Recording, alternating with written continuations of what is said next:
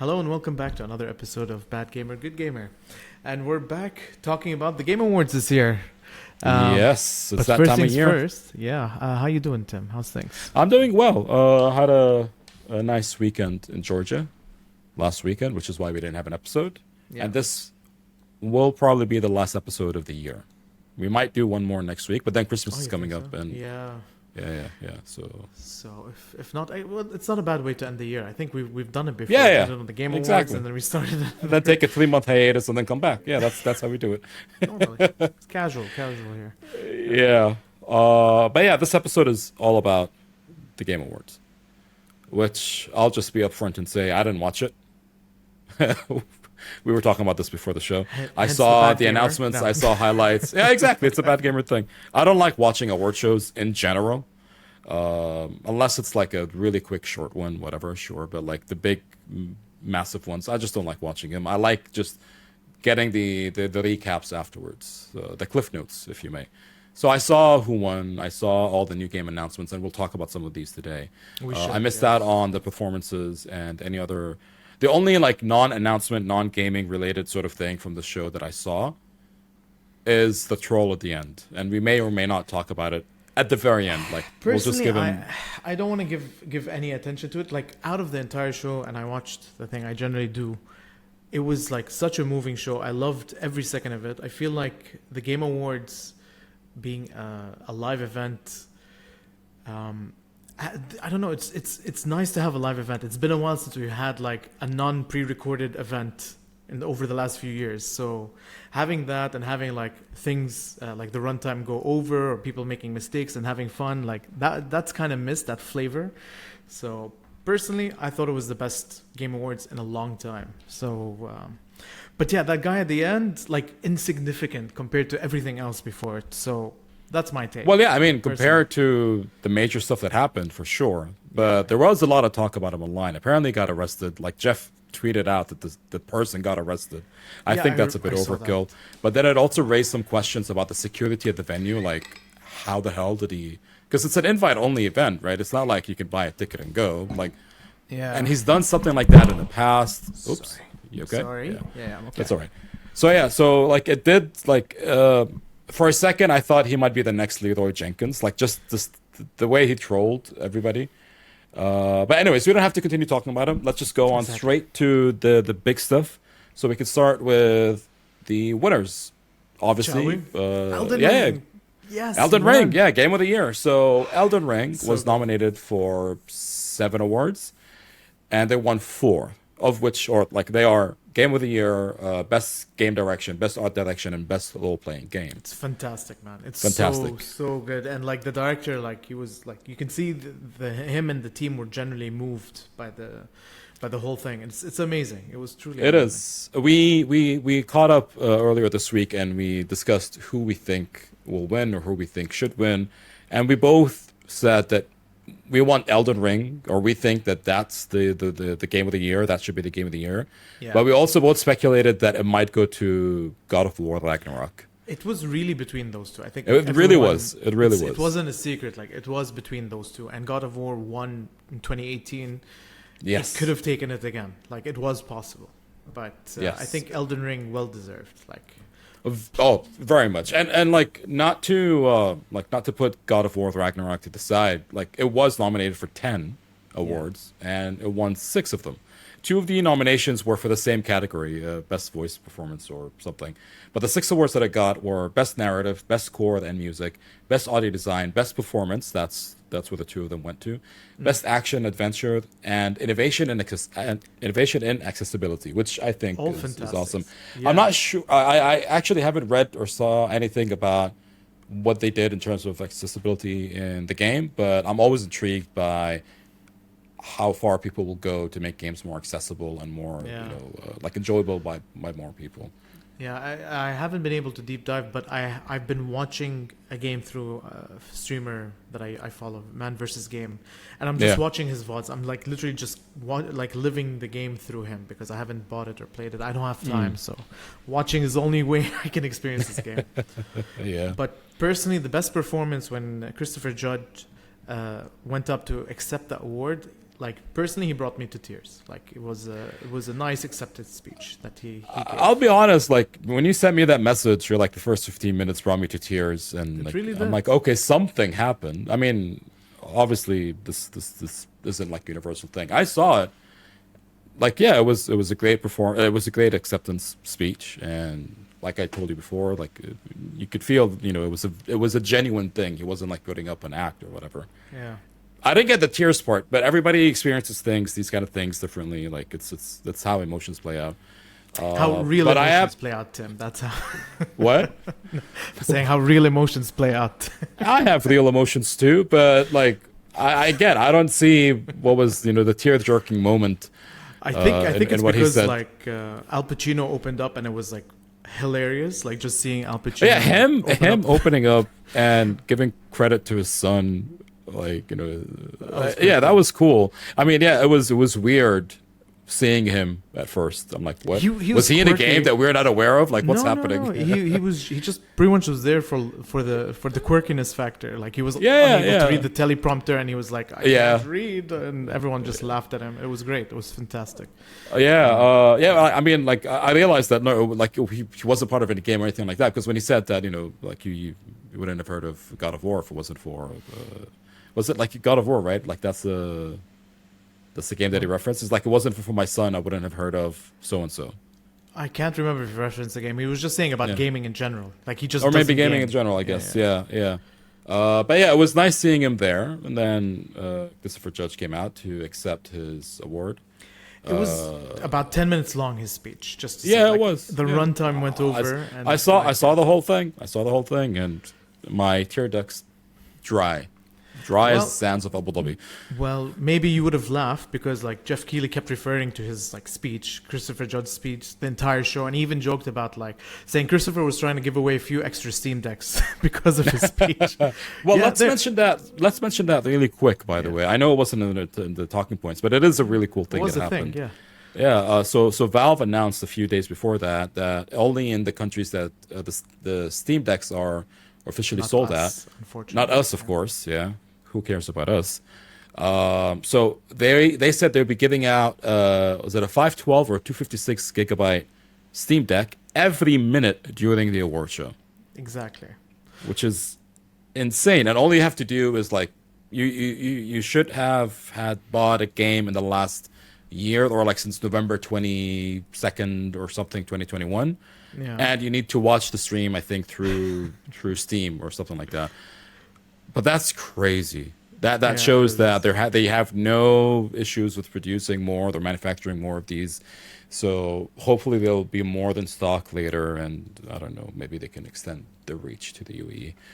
One day, hopefully. I need to give props to Ona because she's in the US, and I asked her to like do this whole thing. And Oh, did she win? We never asked. I No, don't no, know. she didn't. No, like I told her, if like I don't know if she knew what it was, but I told her like the Steam Deck is kind of like a PC gaming thing in Switch form.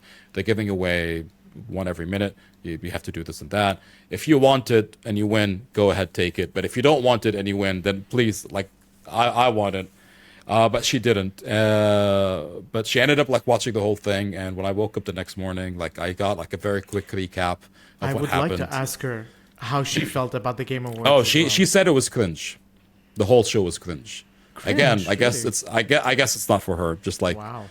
but maybe like the reason why I don't watch award shows is not because it's cringe. I just like think it's way too long. Seriously, like way too long. That's why. It was. Yeah. Yeah. It was like Like, a 3 hour. And I'm not talking about this in particular. I'm talking like award shows in general. Again, I don't have anything against gaming award shows. I'm actually ecstatic that gaming award shows, in terms of production quality and like the how extravagant they can become, is on par with other award shows in the entertainment industry. Like Yeah, they came if down, I yeah. show anybody like a clip of the award shows, if I show them like all the celebrities that make it there, right? They like if somebody's not really aware of how big the gaming industry is, this would be a good indication for them. Like this is how massive it is, right? Yeah, It's like when they show people a stadium of an esports arena filled with tens of thousands of people. They're like, wow, I guess this is like a big deal. So yeah. Anyways, she thought it was cringe, but I told her I'd give her surprised like to a know. quick shout out for being like our woman in the field. She was watching it live. Hey, Anna. If she Yeah, hey, watches Ona. this. I don't think she does, though. But anyways, so that's it. Do you want to go through any other special like I want to mention there's like wins? Yeah, honorable mentions yeah, other than what we just mentioned. Games for Impact was yes. as Dusk Falls, which surprised me. Like I want to know more about this game. Like even though we spoke about it earlier, I just don't know how impactful it was I think it's because it covers LGBTQ IA plus or whatever. So I think okay.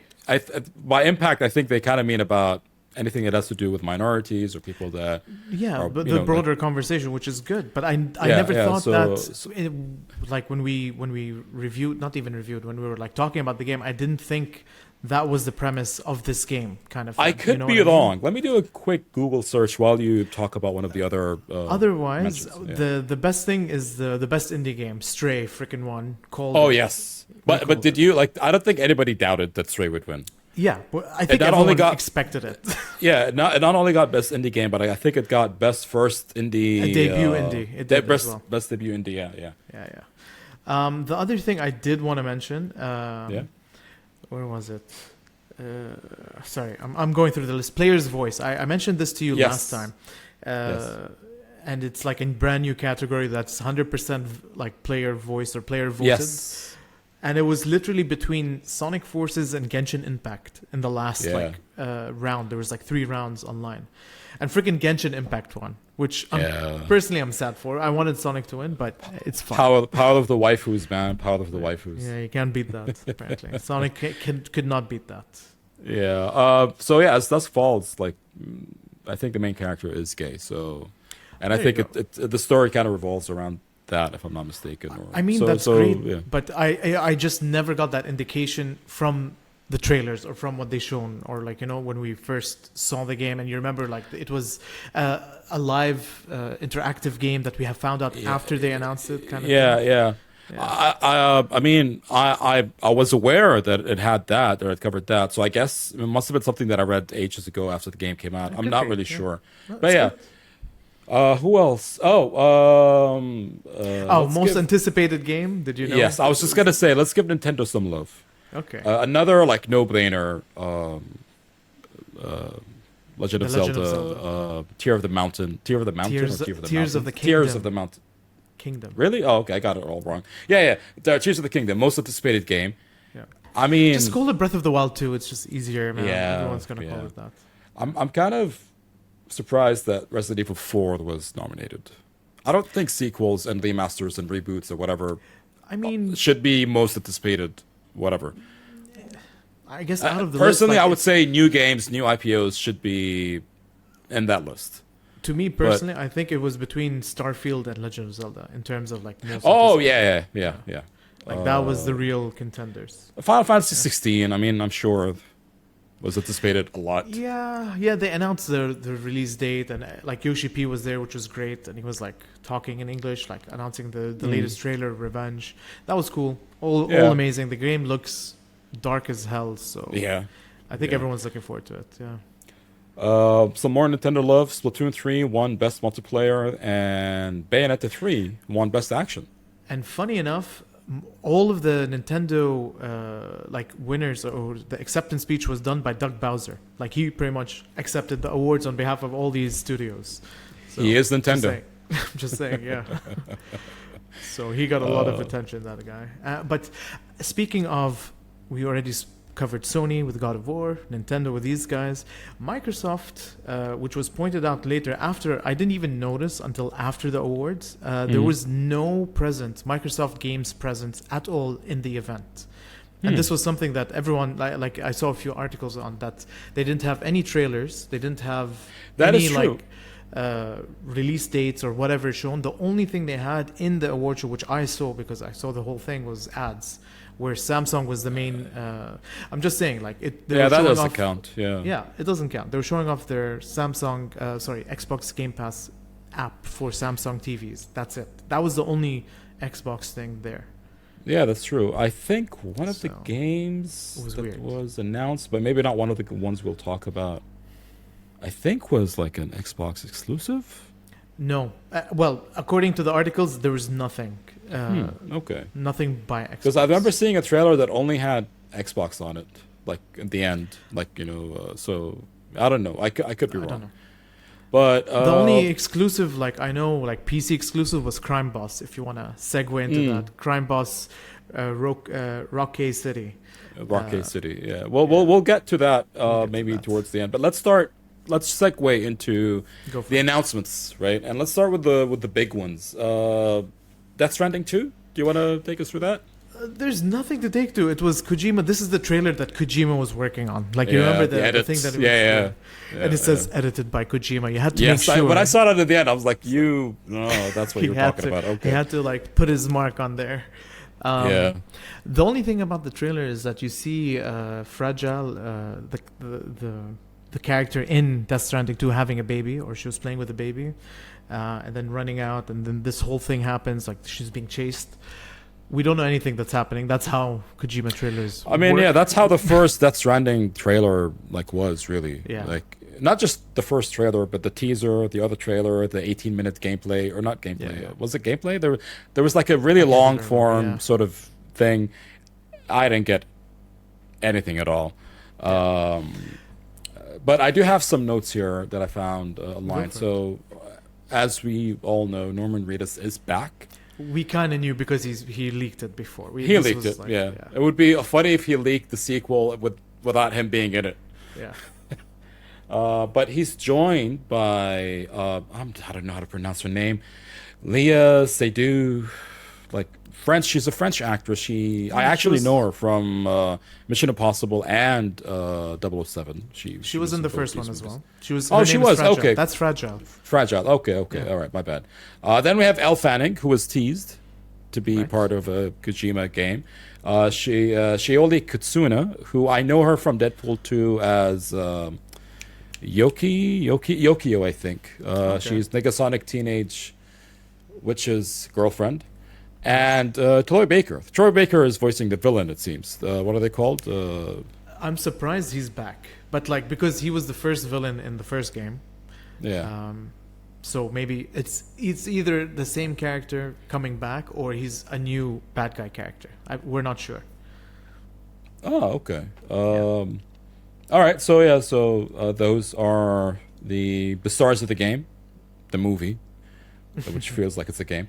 I thought this was very interesting. So the story for the sequel was written like years ago. It was completed years ago. But Kojima, when the pandemic happened, he wrote the whole thing from scratch. Yeah, the thing is, I don't know if you saw one of my notes, but like, he kind of predicted stuff before. Like he predicted with Death Stranding 1, it's pretty much America goes into isolation. This was in 2019, 2020 or 2021. Everyone went into isolation, so he kind of predicted that.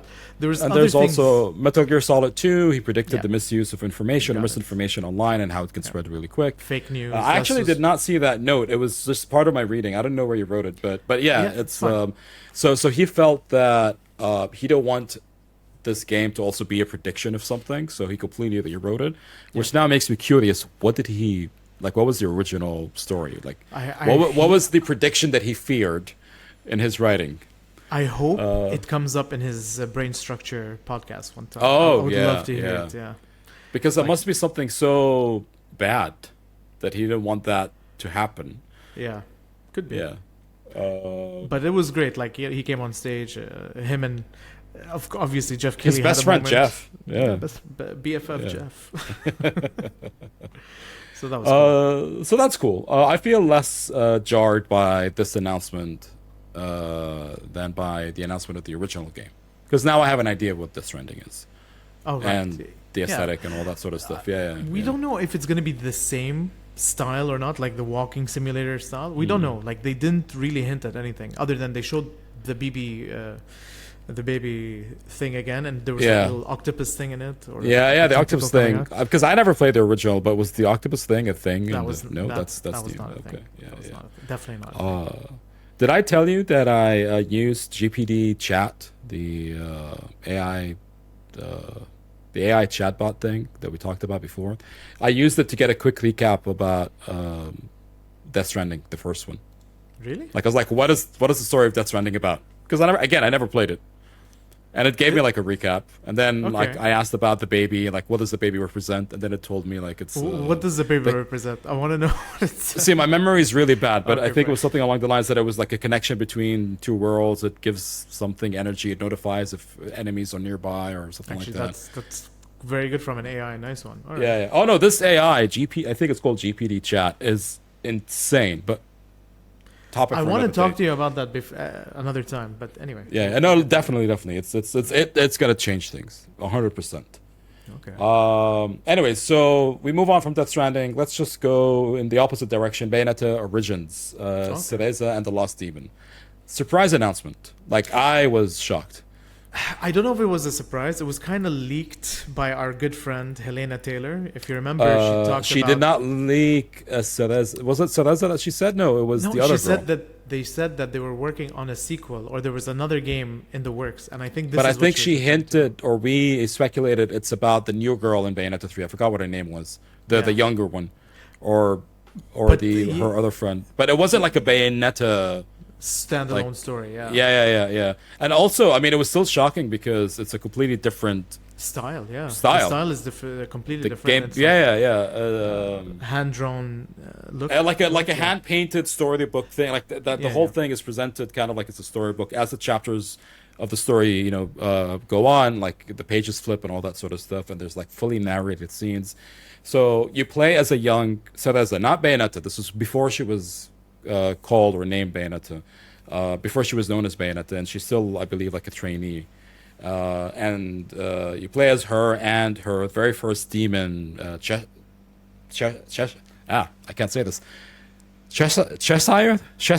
I can't say the name. Is that how you're supposed to say it? I don't know. Cheshire, if I'm not mistaken. That's a Okay. stupid name. So he possessed Cheshire. Cheshire. It's like Yeah. I think I know how to say it because of Alice in Wonderland. It's a Alice in Cheshire Wonderland. cat. Yeah. The Is it big Cheshire or Cheshire? Cheshire. What, That's what I'm going for. whatever the name is. So he possessed her stuffed toy. Again, she's like a young girl, and you play as both her and him. You solve puzzles in the Avalon Forest where she is because she's trying to find the power to save her mom. Like even the stakes in this game are different than all the other games. It's not about saving the world. It's not about it's not as grand as that. She just wants to go and find like something in the forest to save her mom. There are like monsters and demons there. I saw on their website you use the left Joy-Con to control her to bind the enemies and to move her around, and use the right Joy-Con to basically attack them, stomp them, and slash them, do all that sort of stuff. That's different. Yeah. Yeah. For Even a the second, I playing- thought like, is this like a multiplayer sort of thing, co-op? Like, do you move and attack at the same time, whatever? But then they clearly said this was like a one-player game. And coming out soon. It's coming out, March 17th, 2023, Very, very close. Yeah. which Well, marks close. the 6th-year anniversary of the Switch. Was it No, March more. 17th or March 18th? No, it's 7 years now. I think it's 7 years? God Yeah. damn. Yeah. Anyways, like we said, the art style completely different. It caught everyone by it's- surprise for sure. Like Definitely, yeah. Like this hand painted look, I really, really like that. Coming out March, we'll check that out then. And then I guess on to, I want to say maybe the what? most well received announcement. Maybe, I don't know. Hades 2. I don't know about well received, but people were excited. Not because of that. Like it was. I think it's unexpected because it's really Supergiant's game's first sequel. It's that the they've first ever sequel. done. Yeah, Like direct sequel to a game that they've done. exactly. It's the first two. Yeah, like Bastion. Yeah. We had what's the second one? Transistor. Transistor, Hades, and now Hades 2. Like it's their Hades 2. literally first sequel, so it's kind of exciting. And it looks the same style as the first one too. Yeah. But it's got a new protagonist, Melinoe, who is the sister of the protagonist of the first game, Zagreus. I think that was his name. I gotta finish the first one. Like I played it through. I went through like so many levels, but I never got to the end. Like I feel like this is a good reason to finish the game. I mean, I'll tell you what, just to kind of show you how cool this announcement was. As soon as they announced it, I'm like, shit, I really need to play the first one. Yeah. Like it made me want to play the prequel, right? Yeah. Like, That's a good thing. That's a good because it was sign. always a game on my list. Like Hades, since they first announced it, was like, oh, this looks like a really cool game. And when I knew that it was by Supergiant Games, because I love Transistor, I'm like, okay, this is going to be a really, really cool game. But I just never got around to play it. I saw this trailer, I'm like, I really need to play the first one so I could play this one. So, anyways, you play as Bayonetta. She's an immortal witch and sorceress with powerful magic abilities. I looked up online, like, who her character represents. She's a nymph or moon goddess, and she's the bringer of nightmares, and she's associated with the queen of the underworld, Persephone, as well as Hecate. Hecate, I think that's how it's pronounced. There was somebody in the trailer that was like training her, guiding her, or mentoring her. It wasn't confirmed, but it's assumed that that's going to be Hecate. The villain they mentioned in the trailer is Kronos, who is the Titan of Time. And in the game, he escaped his imprisonment in the underworld and has gone to Olympus to wage war there. So this game is going to take place, I'm assuming, in the underworld and Olympus, if not completely in Olympus. Depends on how the story progresses and where the starting point is. There's no release date yet, but the early access version on PC will be next year, 2023. Yeah. Which is good. Like they've done that with the first one. They've done that. The first one was an early access thing as well. And then And they did it. the They did it when I think the Epic Game Store was when it first came out. So it was a testing thing for them as well. Like it was a perfect sort of combination because they get to test it on on this new store. Then it worked out for them. Yeah. I think because they announced the first one in the Game Awards, right? They did. Yeah. Yeah. So it's happening And again. the game released 3 years after that announcement. So Was that 3 years? Really? I think it was 3 years. Yeah. So it could be another 3 years. So we'll see the. It full- could be another 3 years. I don't know, but like if they expanded their team, if they have more resources, we can get it earlier. Who knows? But I highly doubt it's going to be 2023. because it's a sequel. Like it's Yeah, kind of and the also same like the premise. early access is and they're still like an indie studio, right? They're not like Ubisoft or EA or whatever. True. So 2024 I s- at the very least. Yeah. I yeah. still But remember the Supergiant Games. One of the owner or the what do you call him? The head of Supergiant Games, like when he was back in GameSpot. oh GameSpot. wow, wow, yeah. He was a host or he was a writer back then, and then he turned into game designer. But anyway, I forgot his name. But yeah, Good for still him. remember Like that. I really like Supergiant Games. I love Transistor, and I read about them when I played that game. I'm happy that they've succeeded with Hades, and I want them to see more success. Yeah, they well deserved for sure. Very well deserved. This next one is you. I didn't even bother writing notes because it's Final Fantasy, and I don't know what's happening. There's no Like notes what was other than- happening in the trailer? Who are like the characters or whatever? You can't. The trailer is just like a story. Like Clive, I forgot is the main protagonist.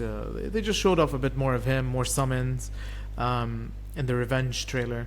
But pretty much they announced the release date June 22nd officially now, and the pre-orders are live. Like that's the main thing about it, I would say. So you can pre-order the game from now. Okay. And I got cool. and I got a little pop-up from my PlayStation Plus app, or PlayStation app. I mean, not PlayStation Plus app. That is like Final Fantasy 16 is live, and this was before I finished watching the Game Awards. So I was like, okay, Nice. little pre-orders are live.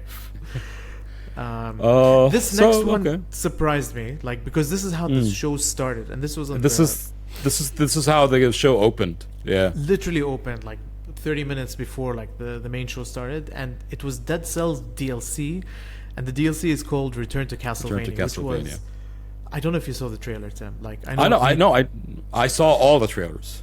Okay, so I don't know if it means anything to you, but Castlevania is a big deal, and like for me and for the gaming community at large, especially Symphony of the Night specifically. Yeah. I'm aware of the impact of Castlevania, and I'm aware of the Symphony of the Night. I think I told you this before. Although they might not be considered as like good Castlevania games, I loved the Game Boy Advance games. Yeah, And the DS games. I loved them. Like I Yeah, bought they them are as soon as they were solid games. released. Yeah, but like hardcore gamers, they can be assholes, and no, well, like they could say like, oh no, you haven't played Castlevania if you haven't played Symphony of the Night, whatever. The reason still being like if you compare directly to what you've played on the DS. No, I wouldn't because they're like two completely different games. Like a handheld game versus a console game. Oh, yeah, I wouldn't make that comparison. That's what I'm saying. Oh yeah, no, I meant like the style and like the music and like the production. I would say the production. Yeah, the value is production. completely different. Yes, Like just to compare. But if you're still adamant on playing it on handheld, you can get the emulator version or emulator and the ROM. Oh no. If you ever want to play it, I'm saying. For future. The reason why I never played Castlevania is not because it wasn't on handheld and I only wanted handheld. I just never really got into it. I got the Game Boy Advance. I forgot what the first one was called. Audio Solo might have been the last one. It was a DS moniker. No, Dawn DS of was on the Sorrow. DS. So the first DS Castlevania game was Dawn of Sorrow. Yeah. That was a sequel to Audio of Sorrow, which was on the Game Boy Advance. Right. But I think there might have been another one before Audio of Sorrow. I'm not sure, but like I picked that up. I picked it. Maybe. I think there was a Circle of the Moon thing. Yeah. But I picked it up. I was like, "Oh, this is an amazing game," and then I picked up every single one afterwards. Cool. So, anyways, this one caught me by surprise too because I saw the Dead Cells character, and then I was like, "Is that Alucard? Is that Belmont? Like, what's going on here?" It's pretty like cool. it caught me by surprise. Yeah. It caught me by surprise, like because I've never played Dead Cells. Like I have it, I just never played it. Because it is like Castlevania-esque, but it's a roguelite kind of game where like the world changes and you have to die and repeat and play. So like which is different than Castlevania in general. But the fact like they opened with that and it's like a fully cartoon animated trailer. Yeah. And then the music kicks in like from Castlevania, and I'm like, wait a second, is that Castlevania? And then you see, it was cool. Like I didn't believe it was a Castlevania crossover thing until the title showed up. Yeah. I'm like, no, this must be like they're messing around. Like, what's happening here? But yeah, that was cool. Yeah, definitely, that was a really good way to open the show. 100%. And they said like there was a whole article on the PlayStation blog about how this came to be. And apparently they approached Konami in a previous meeting or something, and they just asked them straight up, "Hey, would you be interested to do Castlevania?" And the Dead Cells guy thought like a sprite or like a few things, which turned into a full blown like a DLC or a full blown game out of it. So I want to see how they do it. I want to see like if they're taking the castle and putting it into the game, or is it just like they're taking like the elements from the game and just putting it into Dead Cells. I don't know how it's going to be, but I'm interested already. Yeah, me too. Yeah. Next up, we had a Suicide Squad killed the Justice League. We are already aware of the game, but the announcement here is that they revealed Batman. And it is voiced by Kevin Conroy, who passed away, like I think a few months ago. If it wasn't, it was this year, right? Yeah, a few months ago, at 66, he passed away. Yeah, so this is very significant because he is the voice of Batman in probably any of the animated shows you've seen. Animated and the games. And the games. There you go. Yeah. He's beloved by the nerd and geek community. He passed away. May he rest in peace. And this might be his very last Batman performance ever. I don't know if he recorded anything else and like it's gonna come out later, but as far as we know, this is the very last Kevin Conroy Batman that you'll ever see. So just thought we'd mention it. It is coming out on May 26th of next year, 2023. Yeah.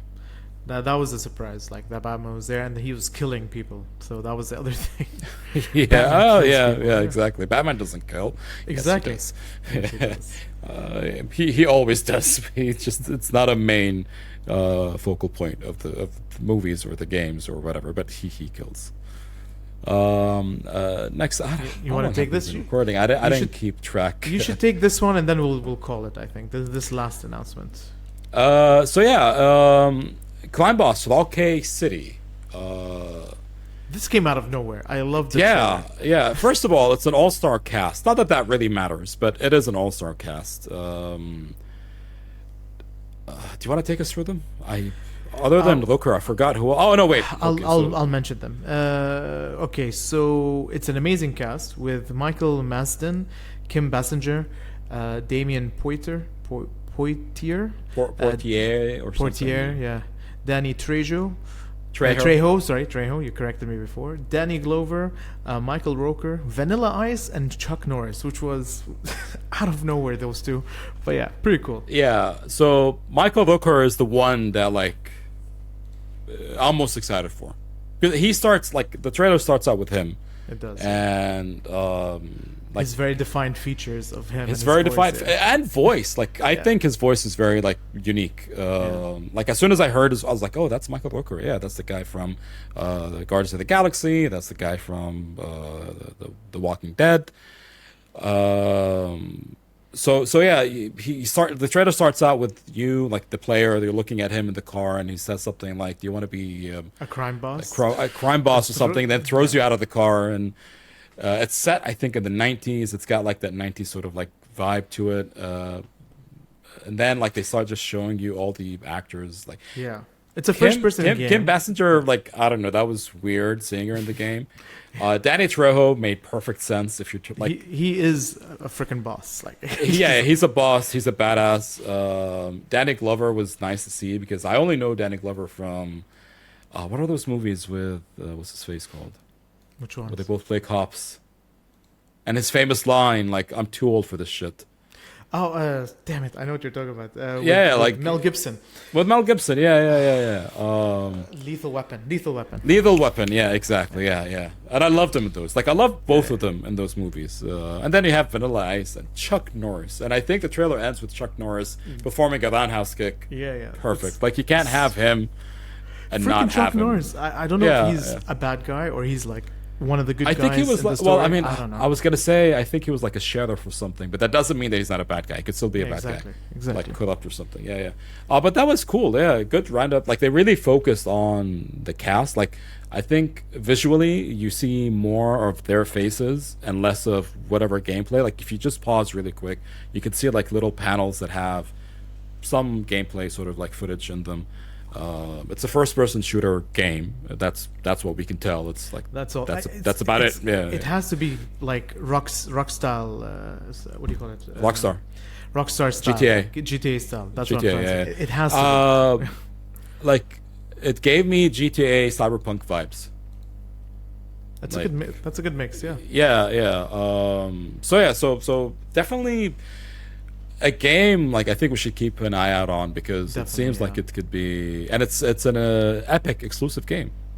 This is the big asterisk on the game. It's an Epic exclusive. We don't know how long, but like, for a game like this, I think Epic did the right thing as making it exclusive because it seems like a cool game. Like, straight up. Yeah, it is. Yeah. I wonder if Sony's gonna sue them for keeping gamers away from their platform. Oh man, let's not get into that. Yeah. Let's not get into that. Yeah. Do you want to just really quickly just mention the highlighted ones? So they showed the place. The place looks good. Armored Core 6, I think, Fires of Rubicon is a big announcement. Yes, big announcement from Software's next big game, which I think is cool. Street Fighter 6 has a release date June 2nd. Earthblade, oh my god, I love this. I knew you wanted to talk about that. Yes, yeah. The only thing is, it's not coming out until 2024, which is sad. But it looks. I think that was the latest that was announced, right? Of all the games, so there were either like no date was announced or 2023. Yeah. This was like the latest that was confirmed to be in 2024. Yeah. Very sad, but like I'm looking forward to that. I've wish listed pretty much everything that we've mentioned so far and other things. Nice. Blue Protocol looked I just interesting because it's an anime MMO with Bandai Namco and Amazon Games. I just want to mention Amazon Games because the Amazon Games thing also like was a flag. It's not a flag because New World is an Amazon game and it's their MMORPG and it's their like original game, and they've been doing well. Like they have had a resurgence of players, like of hype in the game. So there's merit for Amazon Games now. But anyway, no, it was a flag because I don't remember the last time an Amazon game was announced. Yeah, it caught me by surprise. Yeah. And they're doing it with Bandai Namco. And like you said, it's an anime-looking MMO action RPG. So yeah, it looks really good. Banishers, Ghosts of New Eden, looked really good. I liked the trailer. Like the performances were really, really good in that. Yeah, it was brooding. Like you felt the main guy, like with the mustache. I don't know his name or anything, but you felt with him. It's actually the next game from Life is Strange. If you know Life is Strange series, like so, this is their next game from them, which looks amazing personally. Witcher 3, we're still talking about Witcher games, gets the next free gen update this 14th in 4 days or less than 4 days. Yes, 14th of December, which I'm going to be downloading and checking out 100%. And last but not least, there's other things. There was so much in this Game Awards, which was amazing. Yeah. But Cyberpunk 2077 Phantom Liberty, we got a trailer, and it had freaking Idris Elba in it.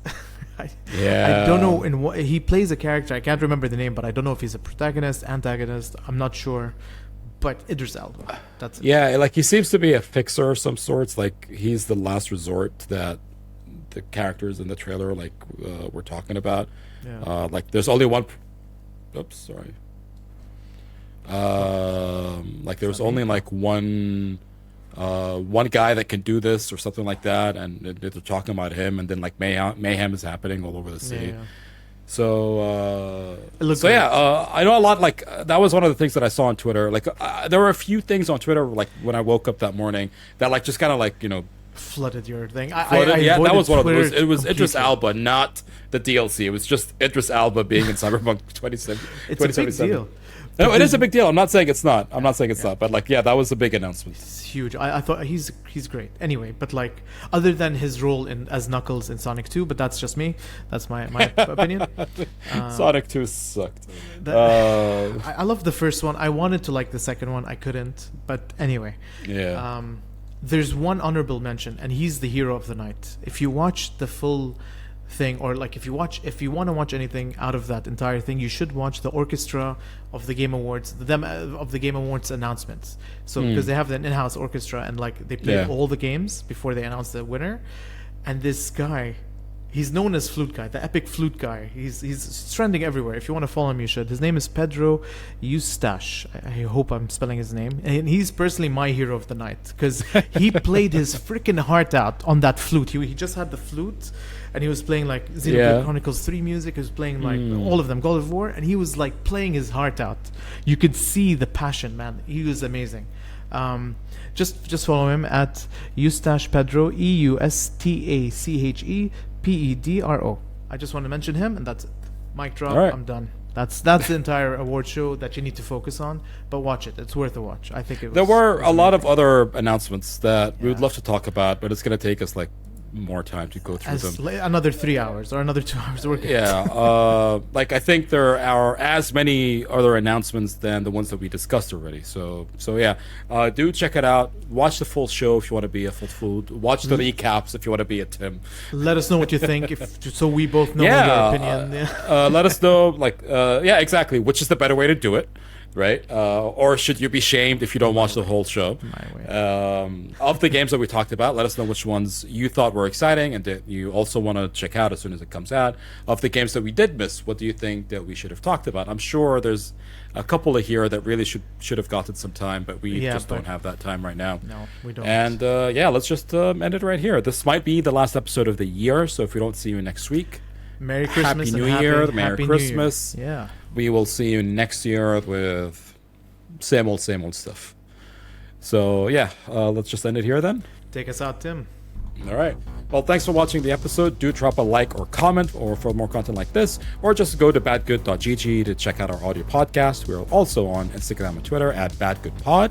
So give us a follow there, and we'll catch you in the next one. Maybe next year. Maybe next year. Bye.